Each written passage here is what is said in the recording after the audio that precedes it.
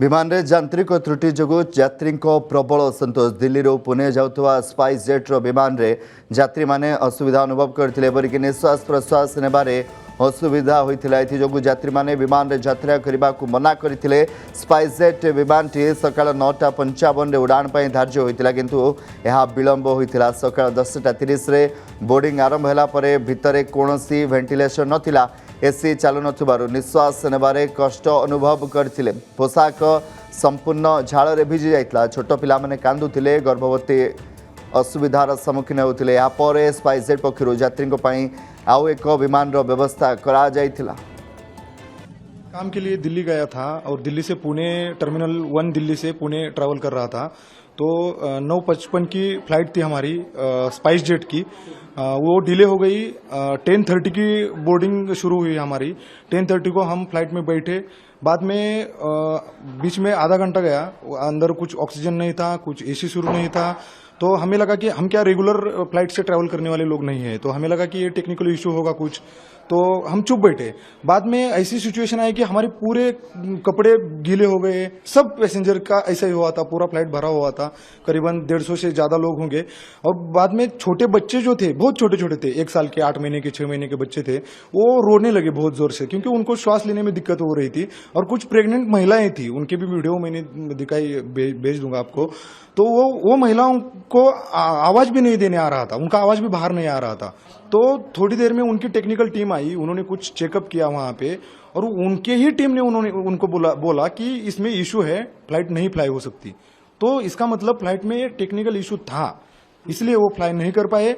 और बाद में हमें अंदर लेके गए। ये 3-4 घंटे ड्रामा वहीं पे चल रहा था, ग्राउंड पे, एयरपोर्ट पे। बाद में हमें अंदर लेके गए और सुबह 5 बजे हमें दूसरी फ्लाइट अरेंज करके दी और सुबह 5 बजे हम वहां से निकले। विमान रे यांत्रिक त्रुटि जोगु यात्री प्रबल असंतोष दिल्ली पुणे जाउथवा स्पाइस जेट विमान रे यात्री माने असुविधा अनुभव करथिले एपरिक निश्वास प्रश्वास नेबारे असुविधा होइथिला। एथि जोगु यात्री माने विमान रे यात्रा करबा को मना करथिले। स्पाइस जेट विमान टी सकाळ 9:55 रे उड़ान पई धार्य होइथिला किंतु यह विलंब होइथिला। सकाळ 10:30 रे बोर्डिंग आरंभ होला परे भितरे कोनोसी वेंटिलेशन नथिला। एसी चालू नथिबारु निश्वास नेबारे कष्ट अनुभव करथिले। पोशाक संपूर्ण झाड़ रे भिजी जाइतला। छोट पिला माने कांदुथिले, गर्भवती असुविधार सम्मुखीन होउथिले। या परे स्पाइस जेट पक्षरु यात्रीक पई आउ एक विमान रो व्यवस्था करा जाइथिला।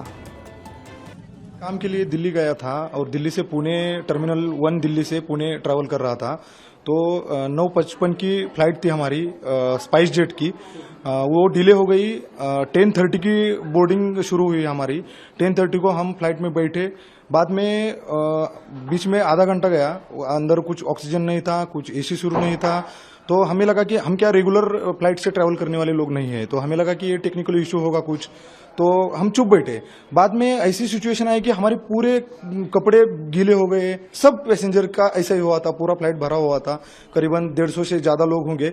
और बाद में छोटे बच्चे जो थे, बहुत छोटे छोटे थे, 1 साल के, 8 महीने के, 6 महीने के बच्चे थे, वो रोने लगे बहुत जोर से, क्योंकि उनको श्वास लेने में दिक्कत हो रही थी। और कुछ प्रेग्नेंट महिलाएं थी, उनके भी वीडियो मैंने दिखाई, भेज दूंगा आपको।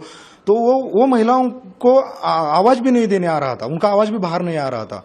तो थोड़ी देर में उनकी टेक्निकल टीम आई, उन्होंने कुछ चेकअप किया वहां पे, और उनके ही टीम ने उनको बोला कि इसमें इशू है, फ्लाइट नहीं फ्लाई हो सकती। तो इसका मतलब फ्लाइट में टेक्निकल इशू था, इसलिए वो फ्लाई नहीं कर पाए। और बाद में हमें अंदर लेके गए। ये 3-4 घंटे ड्रामा वहीं पे चल रहा था, ग्राउंड पे, एयरपोर्ट पे। बाद में हमें अंदर लेके गए और सुबह 5 बजे हमें दूसरी फ्लाइट अरेंज करके दी और सुबह 5 बजे हम वहां से निकले।